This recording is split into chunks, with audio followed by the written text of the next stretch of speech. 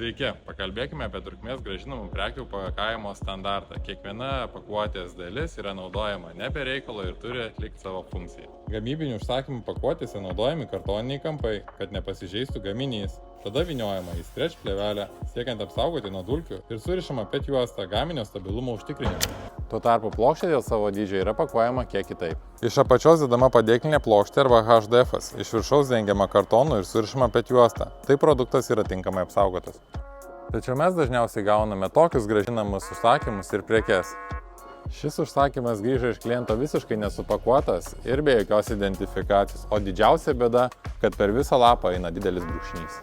Kartais gauname ir gamybinius užsakymus, identifikacija yra, o užsakymas nebuvo supakuotas ir dėl to jau yra purvinas.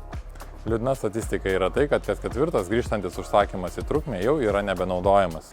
Todėl, norėdami sumažinti broko kiekius, nuo šiol priimame tik užsakymus pakuotus pagal trukmės standartą.